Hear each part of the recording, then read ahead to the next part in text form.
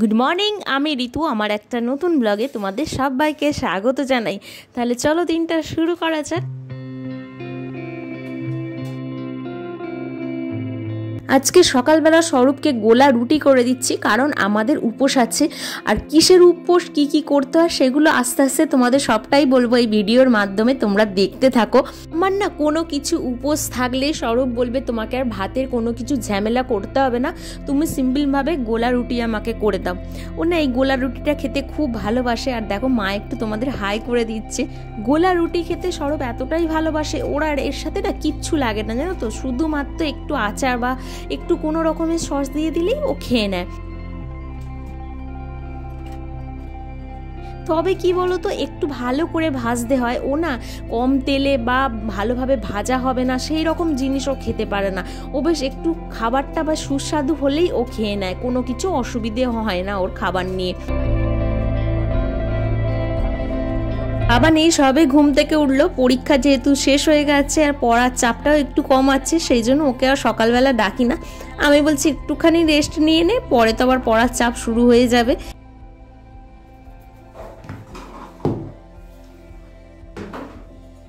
তোমরা তো জানোই যে স্বরূপ অফিসে যাওয়ার আগে একটু কিছু খেয়ে তারপরে যায়, কারণ খেতে খেতে ওর প্রায় 2-2-2:30 বেজে যায়। তো সকালবেলা ওকে কিছু একটু হালকা করে খাইয়ে তারপরে পাঠাই। তো দেখো খেতে দিয়ে দিয়েছি, এখানে 2 রকমের সসও দিয়ে দিয়েছি, যেটা পারবে সেটা দিয়ে ও খেয়ে নেবে। আর এখানে দেখো টিফিনটাও আমি গুছিয়ে দিয়েছি। আর বুকান দেখো চলে এসেছে, বুকান তো ঘুম থেকে উঠে পড়েছে আজকে সকাল সকাল।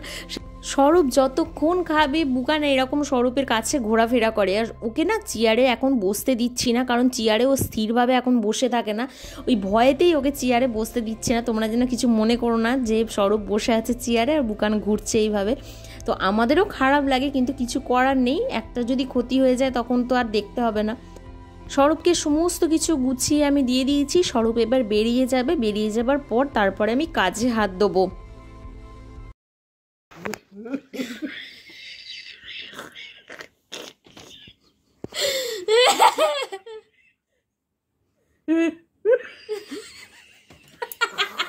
ইস ইরে বাবা,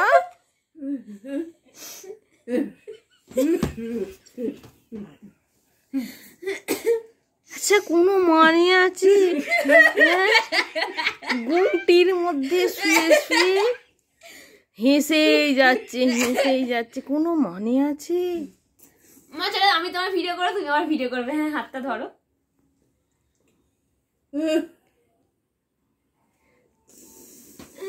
বাবা তোর মাথার উপর কাক বসেছে, ওই তো কই মাথার উপর কাক বসেছে। বাবা উঠি বাবা, যা পড়ছে বাবা।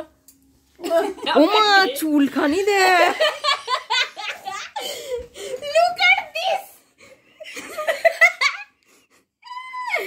হাড়ি মুখটা দেখতে পাচ্ছেন, লাইটটা জ্বালানো রে বাবা।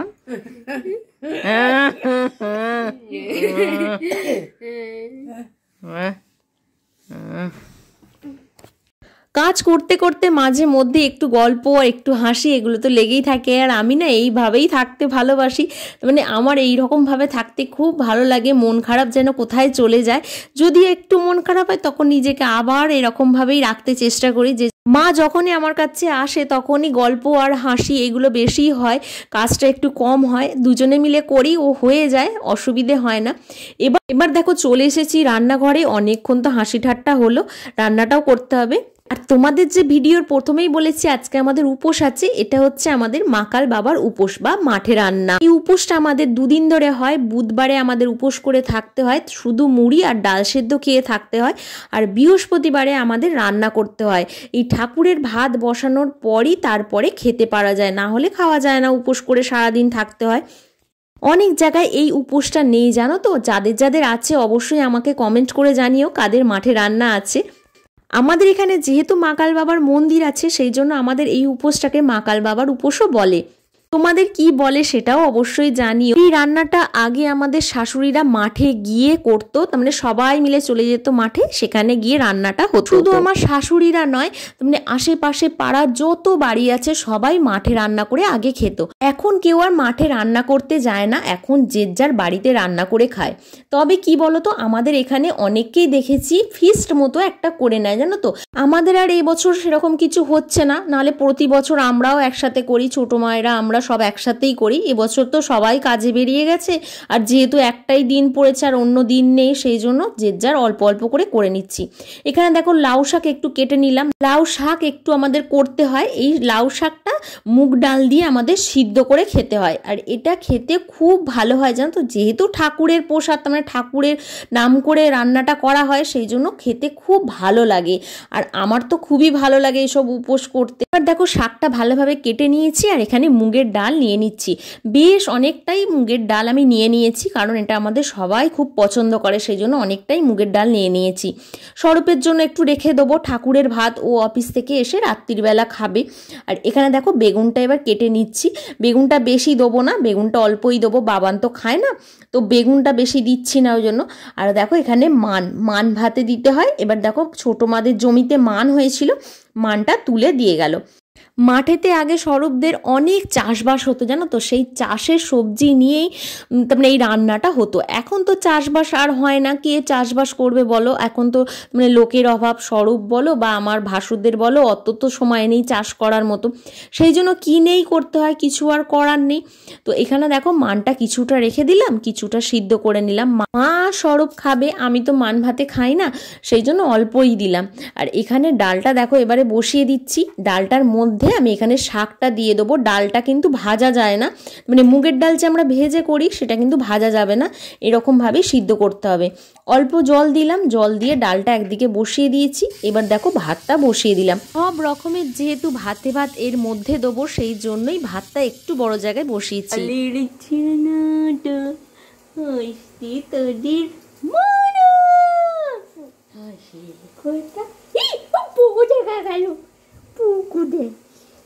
হলো বিড়ালের চেনা জিন্দানি মালা হাজির কথা শুনলে বলবি, বুঝবো না না না। জলটা বেশ ভালোই গরম হয়ে গেছে। এবার একটা একটা করে সমস্ত সবজি এর মধ্যে দিয়ে দেবো। আর এর মধ্যেই না আমার দেখেছি যে ডালটাও দেয়, শাক দেয়, সব এর মধ্যেই দেয়। আমি কিন্তু এর মধ্যে দিলাম না, কারণ আমি আলাদা করে সিদ্ধ করলাম। আমি আবার ভয় পাচ্ছি যদি ডালটা মানে ভাতের সঙ্গে মিশে যায়, সেই জন্য আমি আলাদা করেই ওটা সিদ্ধ করে নিয়েছি। দেখো ফুলকপিও দিয়ে দিয়েছি, শিম দিয়ে দিয়েছি, বেগুন দিয়ে দিয়েছি, সমস্ত কিছু দিয়ে দিয়েছি। মানটা আলাদা সিদ্ধ করব, কারণ মানটা আমি যেহেতু খাই না, সেই জন্য ভাতেতে আর দিচ্ছি না, আলাদা করে ওটা সিদ্ধ করে নেবো।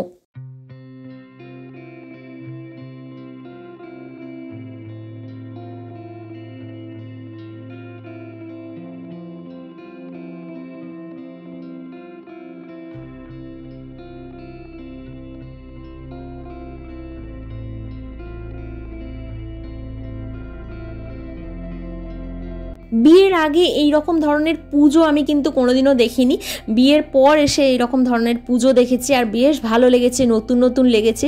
আর এখানে আমার শ্বশুরবাড়ির এখানে যে ধরনের পুজো আছে, আমার কিন্তু বাপের বাড়িতে না এরকম ধরনের পুজো নেই কিছুই, কারণ আমার বাপের বাড়ির ওখানে কোনো চাষের কোনো কিছুই নেই, জানো তো। আর যেহেতু আমার শ্বশুরবাড়ি একটু চাষবাস আছে, সেই জন্য এখানে পুজো আচ্ছাগুলোও একটু অন্য ধরনের হয়।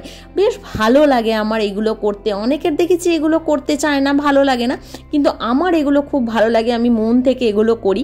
আর এই দেখো ডালটাও হয়ে গেছে আমার সিদ্ধ। এতে একটু সর্ষের তেল দিয়ে দিলাম, আর একটু নুন দিয়ে দেবো, নুন দিয়ে এটা মাখবো। কিন্তু যেহেতু একটু গরম আছে, ওই জন্য একটু ঠান্ডা হওয়ার জন্য রেখে দিয়েছি এটা। বিয়ের পর যখন এসে দেখতাম যে আমার শাশুড়ি আর ছোটো মা দুজনে মিলে উঠোনেতে রান্না করছে, তখন খুব ভালো লাগতো জানো তো দেখে। বেশ সবাই মিলে উঠোনেতে বসে বসে একসাথে কলা পাতায় খেতাম, কি ভালো লাগতো।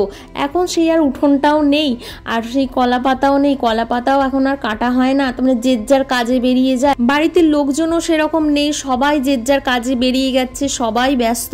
তো সেই জন্য আর কলা পাতাও কাটা হয়নি। আর কলা পাতা না, মেঝেতে বসে কলা পাতায় গরম ভাত খেতে দারুণ লাগে জানো তো, আবার যদি ফাঁকা আকাশের নিচে হয়। এখানে দেখো খেতেও বসে পড়েছি, স্বরূপের জন্য আগে সমস্ত কিছু তুলে রেখে দিয়েছি, দেখতেই পাচ্ছ। আর সেই সব দিনের কথা মনে পড়ে যাচ্ছে যে কি সুন্দর আমরা উঠোনেতে বসে বসে সবাই মিলে একসাথে কলা পাতাতে করে খেতাম।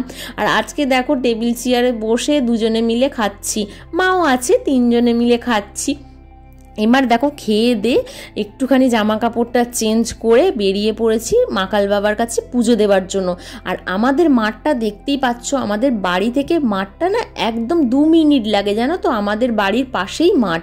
তো সেই জন্য দেখো চলেও এসেছি। আর কি সুন্দর পরিবেশটা খালি দেখো, মানে রেগুলার তো আসা হয় না, কাছাকাছি হলে যেটা হয়, তার মানে কাছের জিনিসে না আমরা কোনো মূল্য দিই না, তো সেটাই হয়। কাছে এত সুন্দর মাঠ আছে, এত সুন্দর হাঁটার জায়গা আছে, আমরা আসতেই পারি না। সারাদিনের কাজ করতে করতে কখন যে সময়ে চলে যায় বুঝতেই পারি না। আর কি হাঁটতে আসবো বলো তো, এইসব জায়গায় এলে না খুব ভালো লাগে জানো তো, চারপাশটা দেখতে এত ভালো লাগে কি বলবো। আর দেখো ধান কাটা হয়ে গেছে, ধানের সমস্ত কিছু দেখো এখানে পড়ে আছে। মানে আমি অত ভাষাও জানি না, যে চাষবাসের ব্যাপারে যে ভাষাগুলো ইউজ করতে হয় সেইগুলো আমি জানি না, তো সেই জন্য আমি ঠিক মতো বলতেও পারছি না।